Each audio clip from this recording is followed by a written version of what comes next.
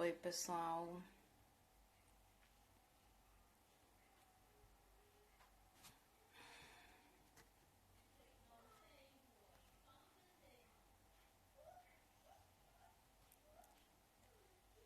Boa tarde para quem está entrando.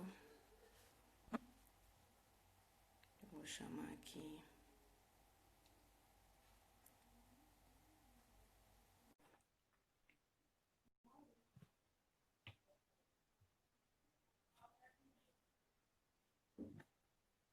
Aí.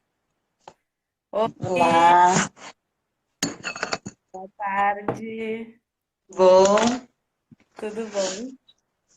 deixa eu ajeitar aqui da melhor Tá forma ajeitando aí. possível. Acho que aqui fica. Eu tenho uma luz bem atrás de mim, Pois é, eu também daí tava com uma luz e aí tive que dar vou dar uma uma mexida ajeitada. aqui, eu viro de ladinho. Tá, Ah, perfeito, tá ótimo. e a Tudo gente bom? consegue se ver. Tudo bem, e você? Tudo bem Minha também. gêmea? Ai, muito obrigada. Primeiro, eu quero te agradecer por ter aceitado essa live aqui, por estar aqui com a gente. Para quem está entrando, nós estamos então com mais uma live pela Lautec Academy. Eu sou a Mara, faço parte da equipe. E a gente está aqui hoje com a Juliana Brum, que é advogada, atua em direito de família, é founder da Meu Que Eu. E eu vou contextualizar aqui antes de passar para a Juliana que nós tivemos um webinar no dia 29 e 30, no dia 25 de junho, e a Juliana foi uma das advogadas que participou da live e trouxe uma fala bastante motivadora e questionadora também, né? Chacoalhou ali o pessoal.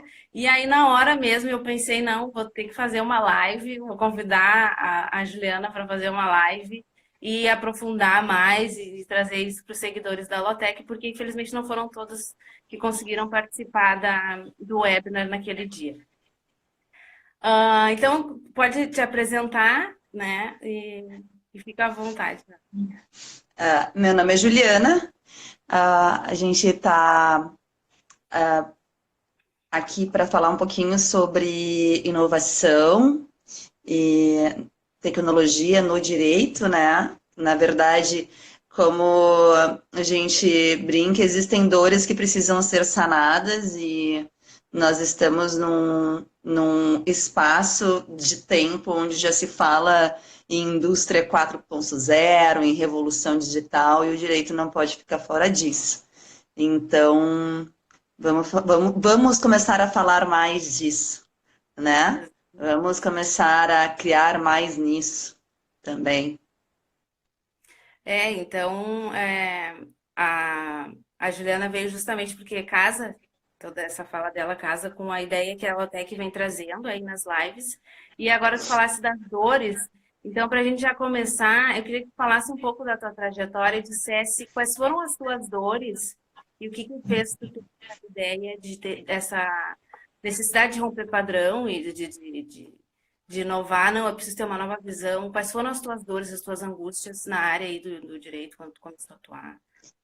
Tá, eu advogo há uns 17 anos, da forma tradicional, tenho meu escritório, minha secretária, tudo bonitinho. E, mas há algum tempo eu vinha me questionando a respeito da forma como o público em geral tem acesso ao direito.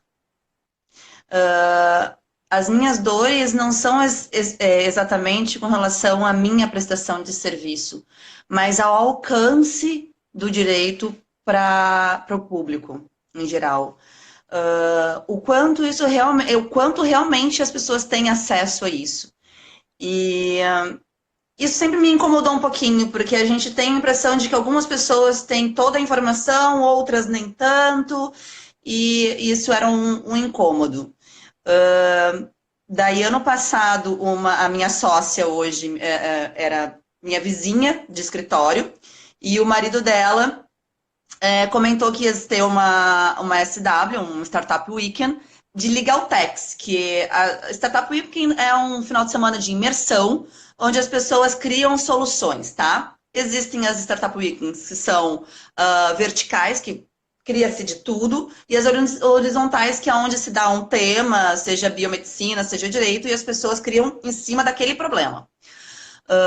E eu fui para uma de Legal Tech, não sabendo de absolutamente nada, mas disposta a um olhar diferente, porque a ideia é essa, a gente às vezes se acostuma com o lugar que a gente ocupa e com o olhar que a gente tem. E a minha ida na SSW foi justamente para mudar o olhar. Essa SSW tinha uma proposta assim, você chegava lá e levava uma ideia disruptiva. Eles, traz uma ideia para sanar algum problema. Nesse final de semana, eu me lembro que a dor que eu levei foi a dor de alguns clientes.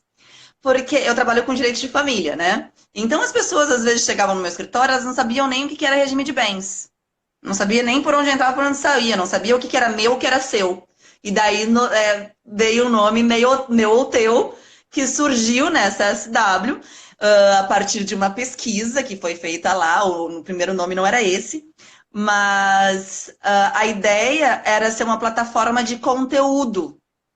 Uma plataforma que tornasse acessível informações sobre regime de bens, enfim. O que era meu, o que é seu, né?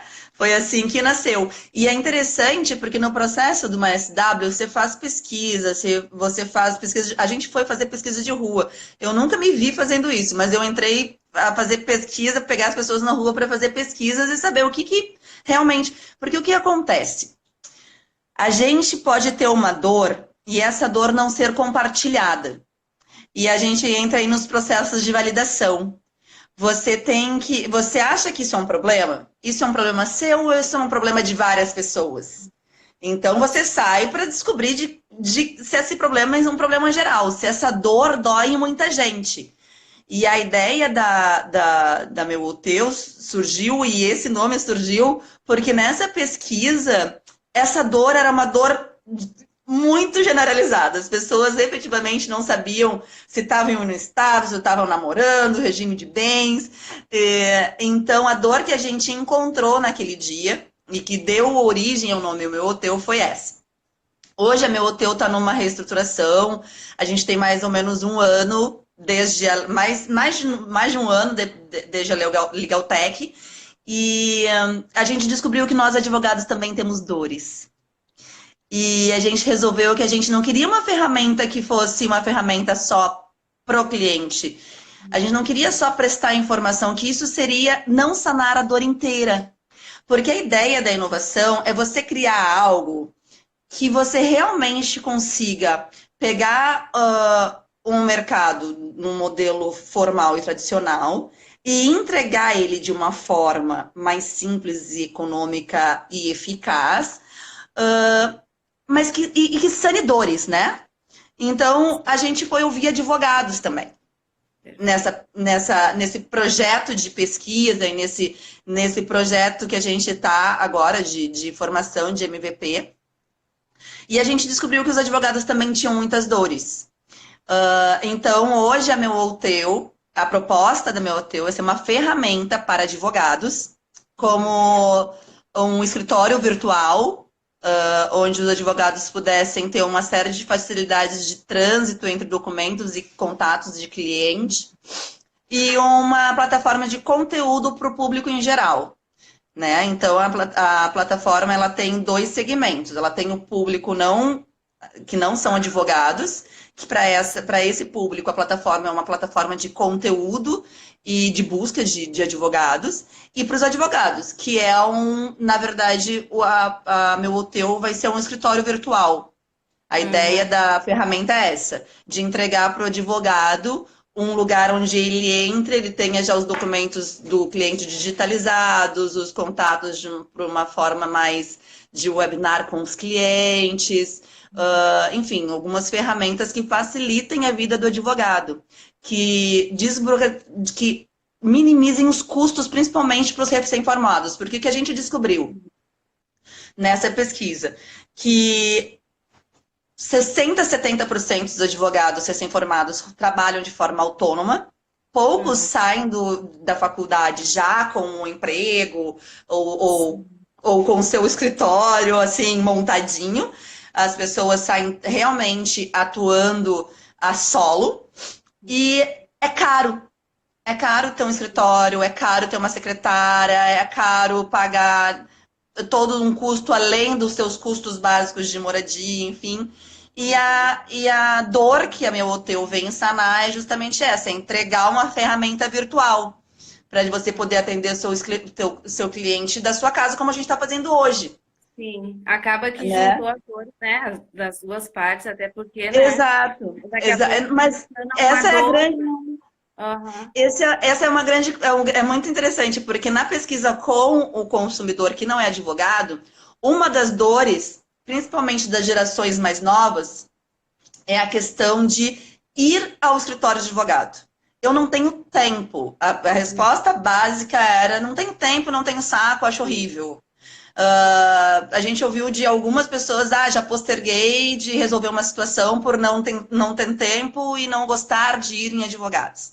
Então, de tornar esse acesso de quem precisa a quem tem o poder de dar um serviço mais simples, linkar isso em um clique, oferecer um espaço seguro de conversação para essas pessoas e um espaço para o advogado, principalmente, que está iniciando a sua carreira, que não seja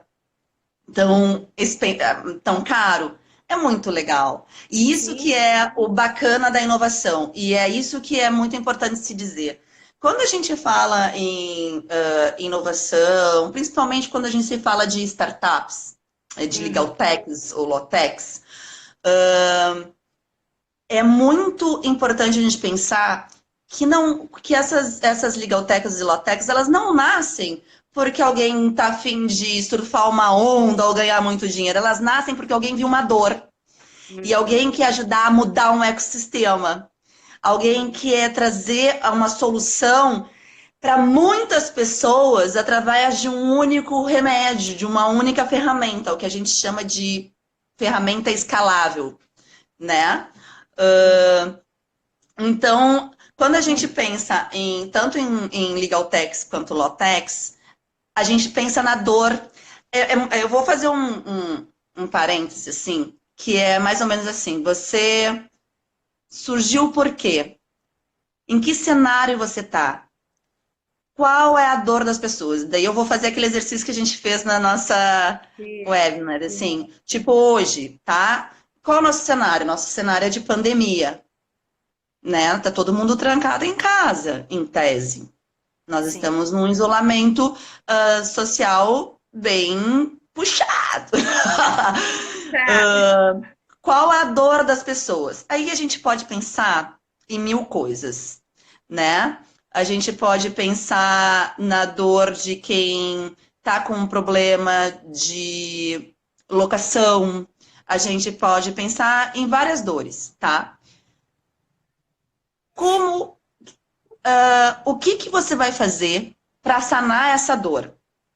Isso seria a solução. Se eu tenho pessoas que estão procurando a negociação de contratos de locação e eu tenho um grupo de advogados, eu não trabalho com isso, tá?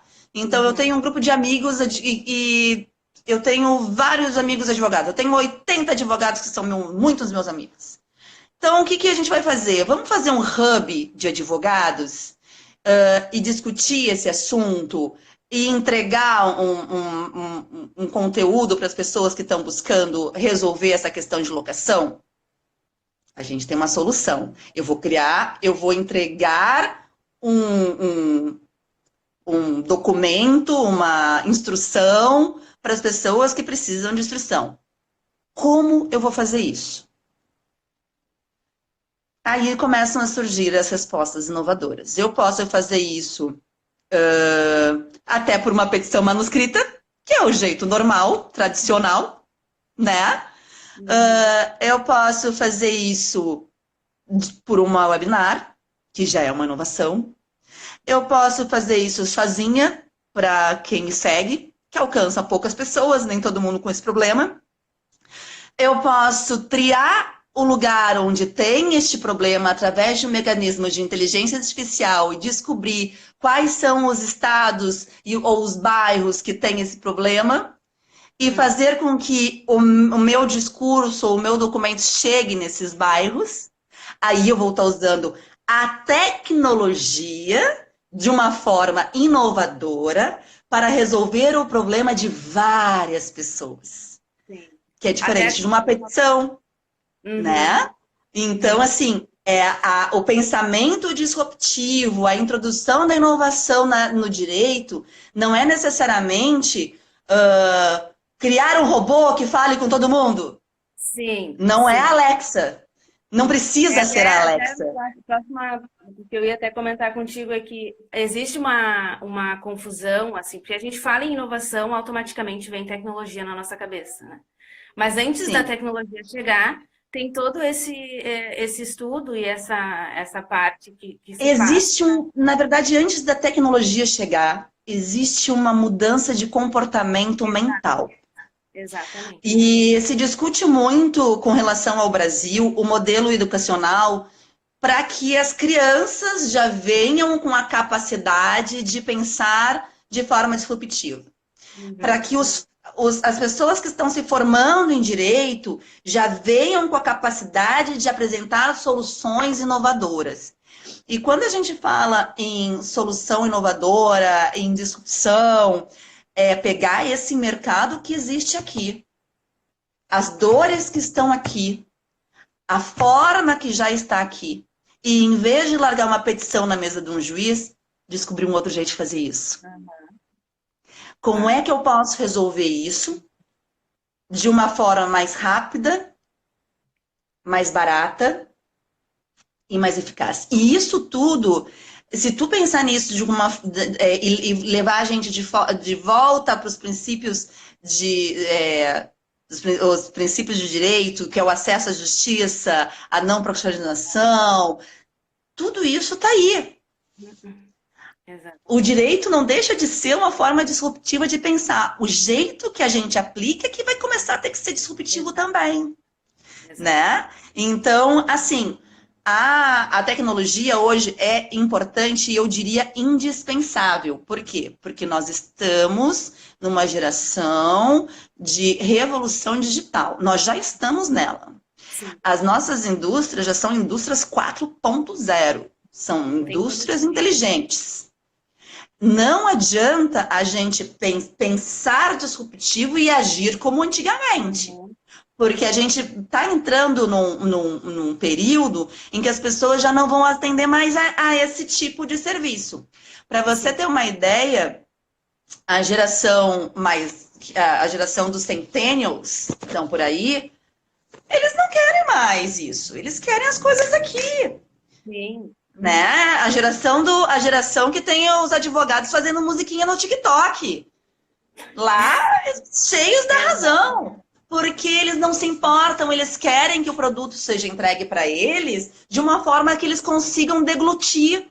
Exato, e se eu for me comunicar com essas pessoas de uma forma tradicional... Sabe que esses dias eu estava lendo as críticas de pessoas de fora do direito a um vídeo que caiu na rede de uma sessão de julgamento do tribunal, acho que do Rio de Janeiro, em que um dos procuradores estava sem gravata. Ele estava sem gravata. Todos os detalhes. E daí o desembargador chamou ele para dizer assim, doutor Gustavo, era o doutor Gustavo, o senhor está sem gravata. Porque isso fere a boa norma da vestimenta regimental. E falou 10 mil palavras de um juridiquês, coisa mais linda. A gente sabe que quando a gente vai fazer uma sustentação oral, a gente se fantasia de advogado todo direitinho. Sim. Mas as pessoas que não estão no direito e que hoje têm acesso a esses vídeos, não sabem e não estão nem aí. Exatamente. E daí as críticas que se vê nisso são assim, mas gente, qual o problema do cara? O cara tá super bem vestido. Ninguém Qual a vai dizer. importância da vestimenta dele para a entrega da solução? Qual a relevância? Qual a relevância da vestimenta para que a solução seja entregue, né? Então, assim, essa nova geração, ela tá mais, se importa mais com a solução, de fato, com a solução e o remédio para as dores dela, do que com a capinha que a gente veste, com a capinha preta que a gente usa para sustentação. Eles Isso até querem o incomoda, até conteúdo. afasta, né, Juliana? Oi? Isso eu acho que para essa nova geração, acho que até afasta. Sim, Eu não sei afasta. até E que daí, ponto.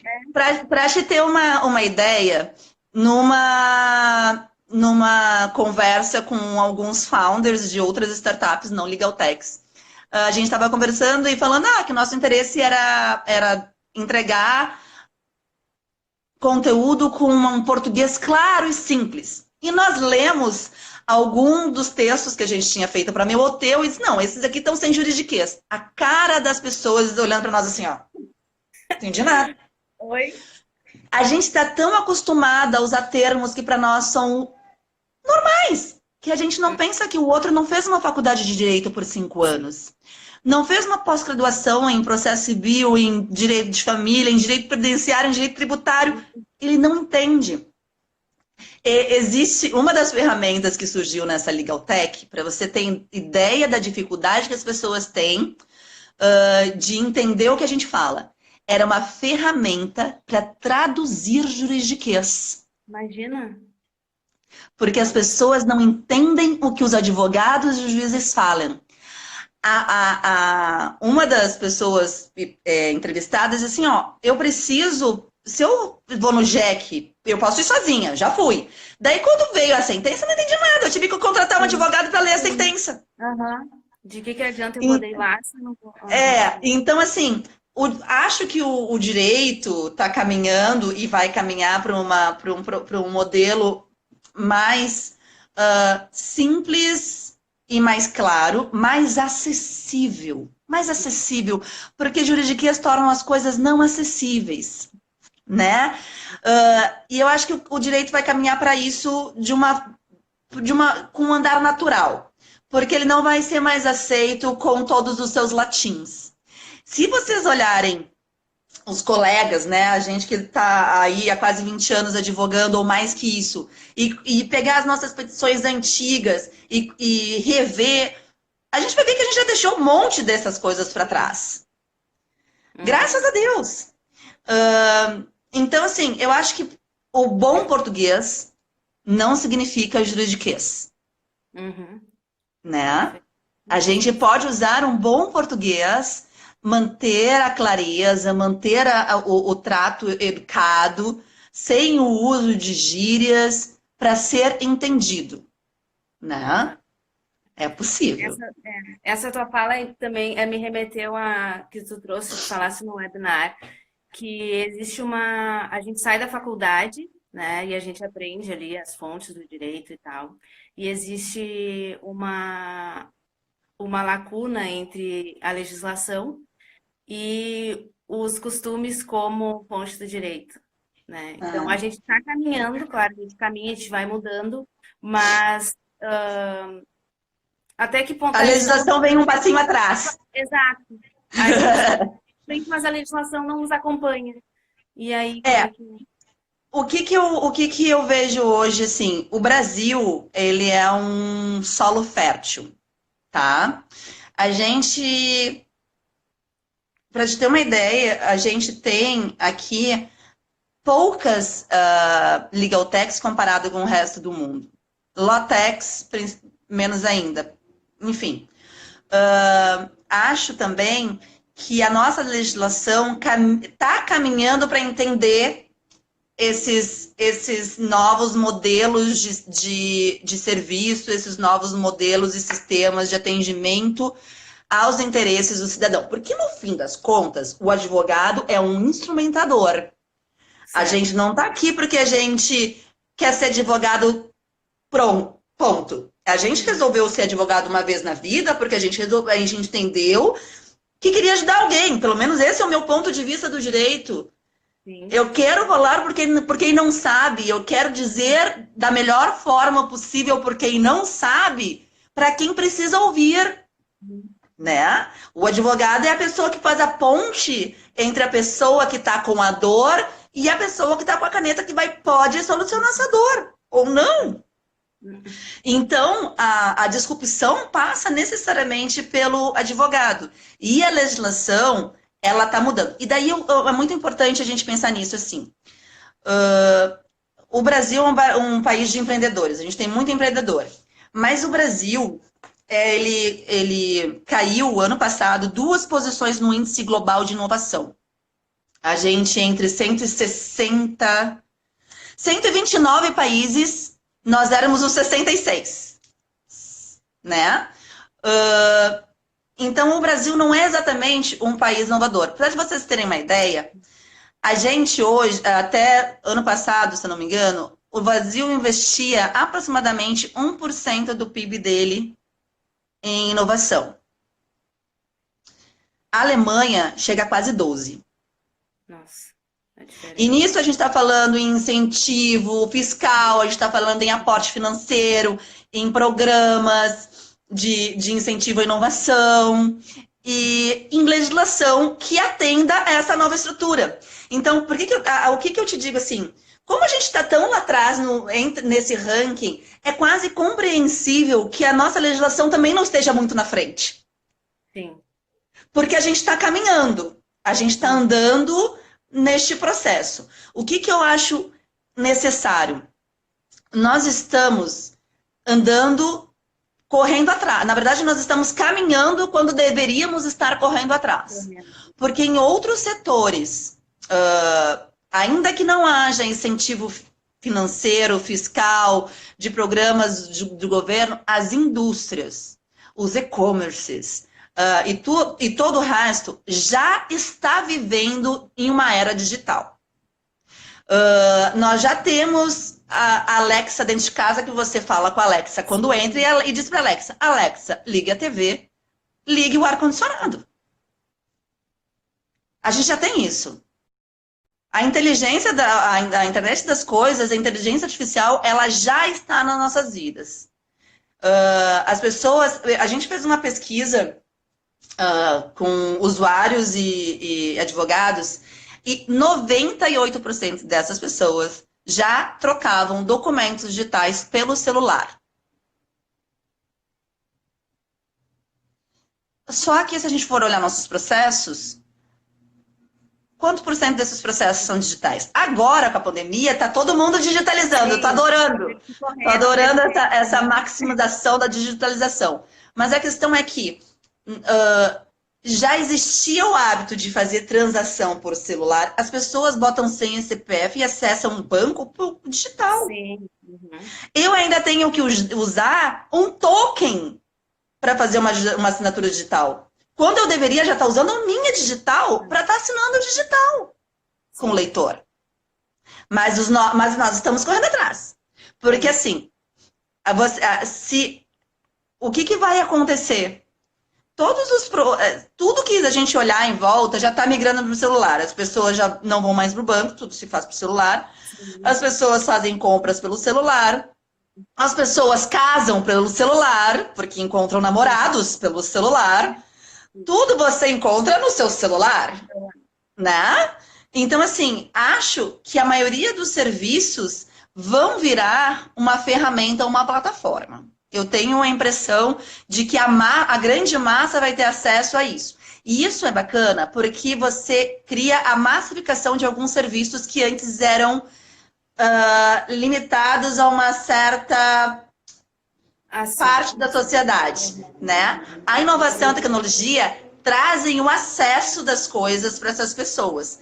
Tem gente que não tem CPF, mas tem Facebook.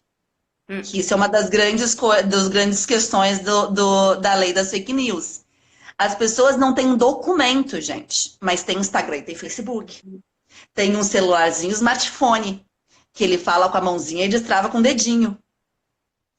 Isso e dessas coisas é que vão se formando as necessidades de novas regulamentações.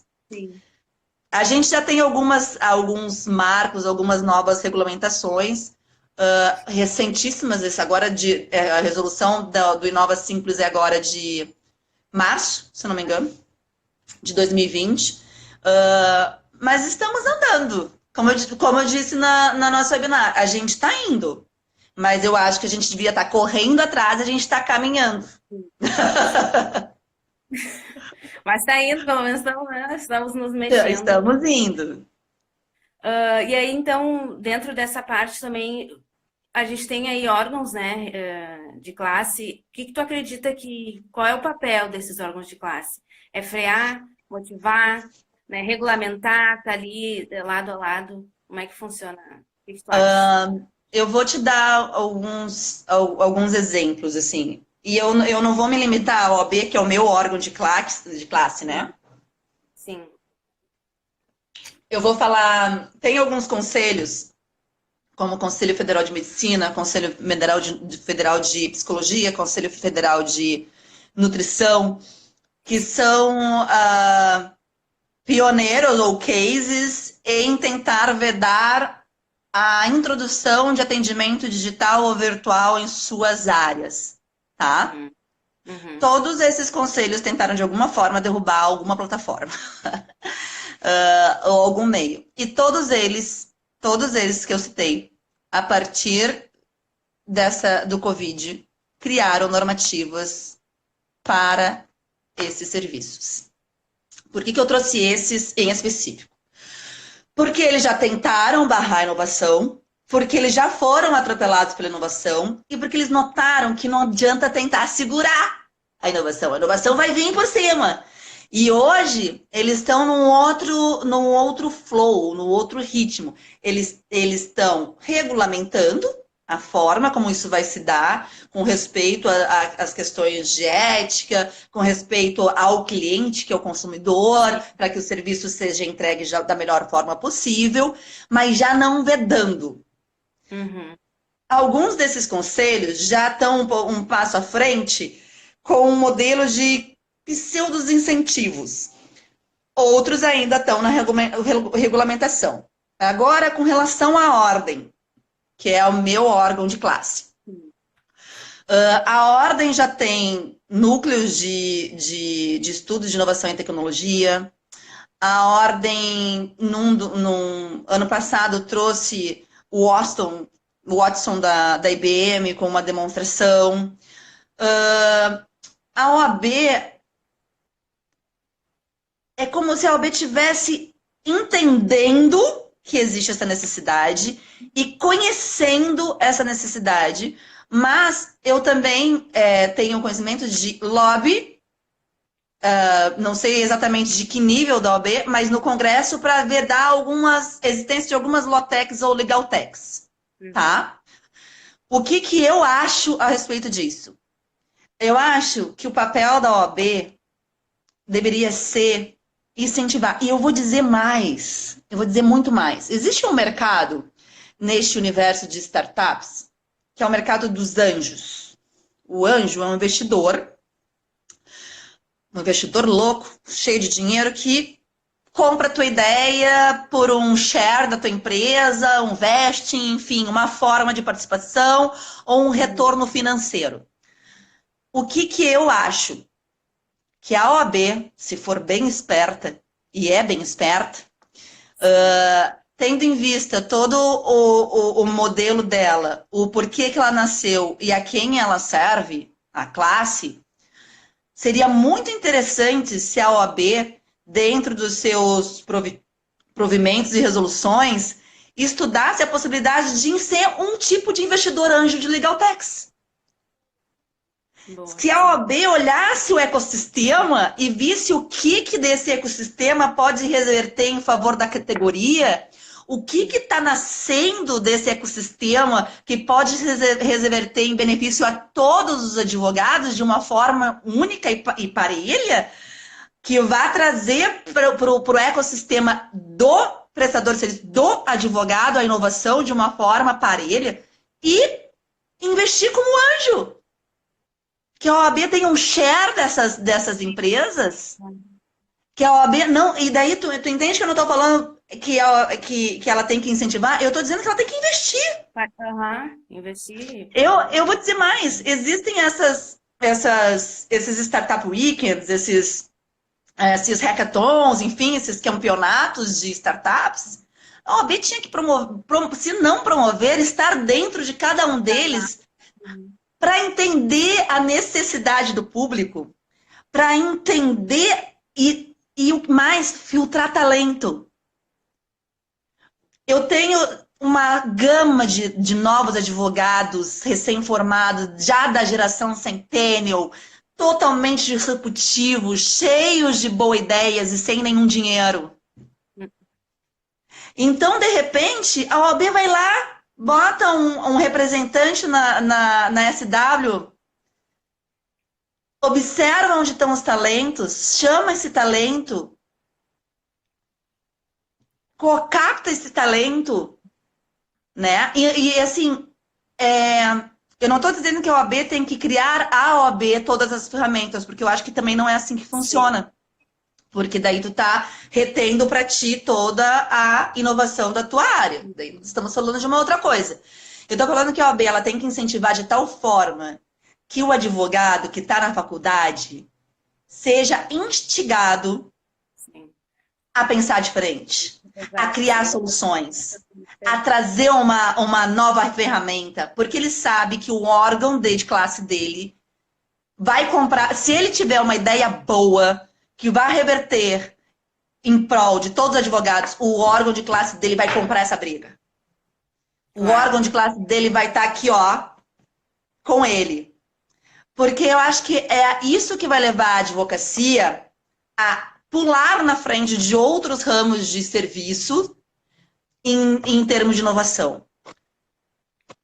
A hora que a OAB entender que se ela co-captar essas legal techs e ver quem é que realmente consegue impactar o ecossistema e ajudar essas legal techs, a vida dos advogados vai mudar, a prestação de serviço do advogado vai mudar, a forma de lidar vai chegar a um patamar de coexistência com uma geração que não espera nada diferente disso. De uma coexistência digital. Porque a gente vai precisar ter. Uma hora a gente vai precisar ter. A gente está aqui, eles estão aqui. A gente precisa vir. Sim. Né?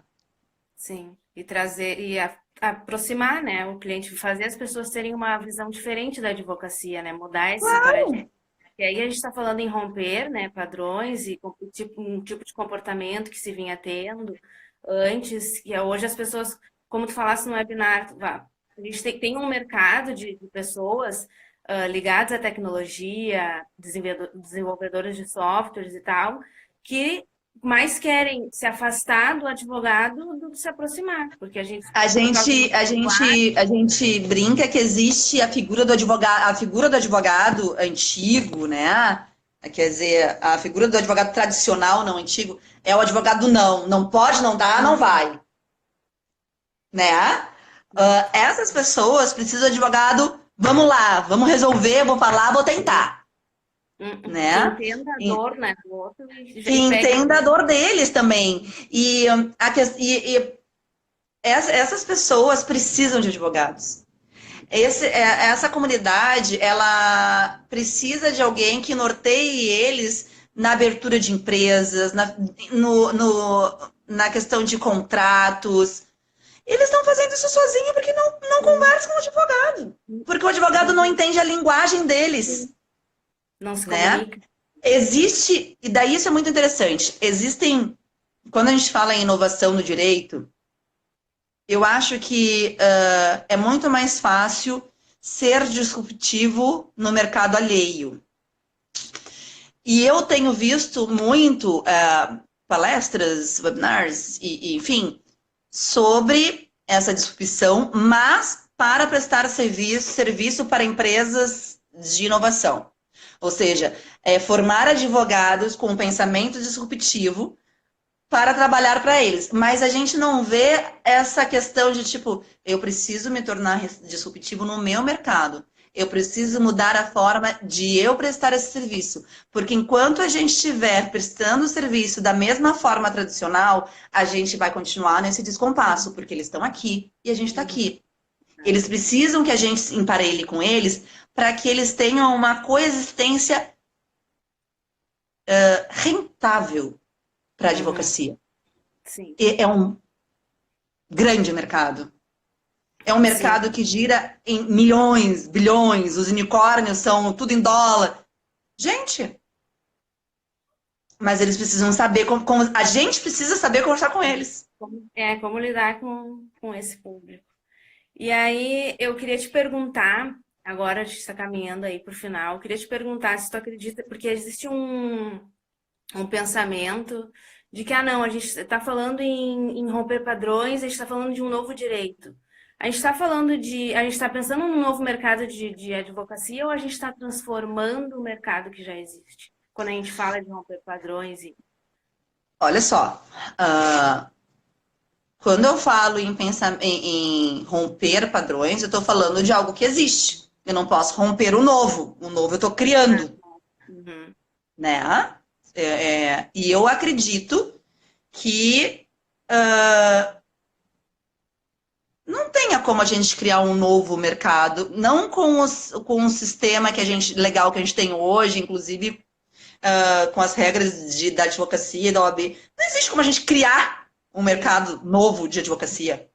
uhum, Não no Brasil, que está no mundo, entendeu? Porque legal tech tiveram problemas no mundo inteiro, enfim. sim. A gente precisa transformar o mercado que existe, porque somos muitos, somos muitos.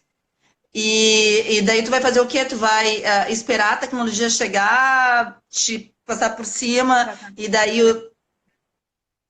Não, a gente precisa se remodelar, porque senão a gente não vai atender ao mercado. Entende? E daí é uma necessidade de romper padrões no nosso mercado, é o meu padrão. Uhum, Sabe? É o padrão que eu exerço, é o meu escritóriozinho, é a minha secretária, é como a minha secretária fala com o meu cliente, é como eu atendo o meu cliente, é o acesso que eu dou. E isso é muito interessante. O cliente de hoje não é o cliente de 1850, que você falava o que exatamente. queria, ele aceitava. É aceitável. O Aham, cliente, o cliente de hoje, você fala, ele não acredita, ele vai no Google, que te é. manda a tela do Google, mas doutor, eu vi no Google, taranã, Aham. taranã, taranã.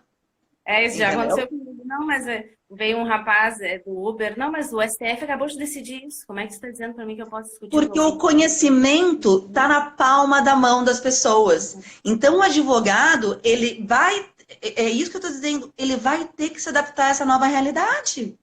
Eles já chegam eles já chegam com a Porque informação. já não é a mesma coisa. O advogado já não é o dono do conhecimento, o Não é conhecimento está dono no da verdade. Google. Uhum.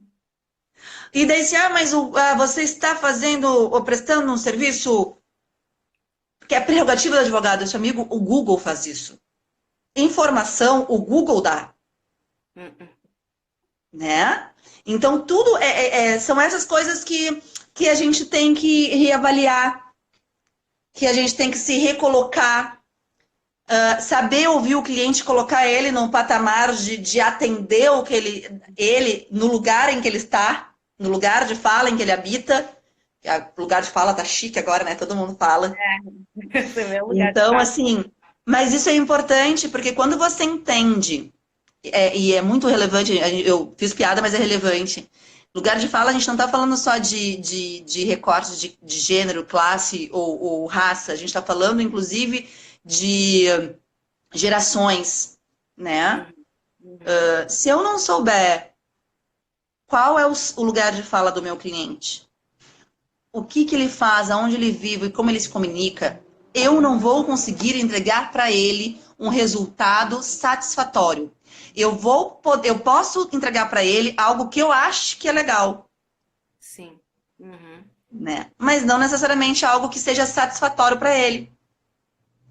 A gente passa aí pela empatia, por um atendimento humanitário, né? Tudo isso que as pessoas estão demandando agora, né? Não é mais. Exatamente. Juliana, eu não sei o que te dizer, eu fico ouvindo, eu acho a tua fala, assim, para mim, tô saindo da faculdade, e entrando nesse mercado, eu quero te agradecer por essa tua fala tão motivadora e por nos trazer um mundo totalmente diferente daquele da faculdade, não que ele seja ruim, mas um mundo prático, né, do direito. E como que a gente Sim. pode inovar e pensar o direito de uma forma diferente. Eu quero te agradecer por isso, por Eu ter, vou agradecer, eu te agradeço o convite. Eu agradeço a Lotec por essa oportunidade. Eu fico muito feliz, e daí agora eu vou fazer um parênteses, eu fico muito feliz de estar falando com uma mulher preta do outro lado, isso também é muito importante. Nós estarmos aqui é muito importante, é um romper padrões também. Tu sabe, cara, eu tenho uma pesquisa que é muito interessante que eu vou trazer para ti, que é a minha última informação, tá? fica à Que é vontade. que é do programa Centelha. O programa Centelha é um programa de incentivo à inovação do governo federal. Ano passado, em 2019, eu vou te ler o recorte, perfil dos proponentes, que normalmente são os founders, né? Perfil dos Uhum. proponentes. Escolaridade, 48% tem pós-graduação, mas 42% tem só o ensino fundamental. Olha como está mudando as coisas. Uhum. Faixa etária, a maioria tem entre 31 e 40 anos. Gênero, 69,9% dos proponentes são homens. 30% são mulheres. 0,1% se descrevem como outros, são transgêneros, provavelmente. Raça, amarela, 0,8%. Branca, 88,5%. Indígena, 0,1%. Parda, 8%. Preta, 2,6%. Eu fui proponente nesse centeio, com a meu Oteu. Eu estava entre os 30% de mulheres e os 2,6% dos homens, dos pretos, que foram proponentes. E quando a gente fala em mudar e romper, a gente fala também em mudar a cara do ecossistema. Então, muito obrigada por estar aí, Amaralina, Ai, rompendo com padrões e mudando a cara de um ecossistema que é branco, tem entre 31 e 40 anos e é homem, obrigada. tá? Então, força aí, é um caminho árduo, mas muito legal. É. Obrigada. Obrigada às pessoas que participaram. A live vai ficar disponível aqui na Lotec, no Instagram e também no YouTube, tá? Para quem não conseguiu assistir. Beijo, Juliana. Nos encontramos por aqui. Tchauzinho.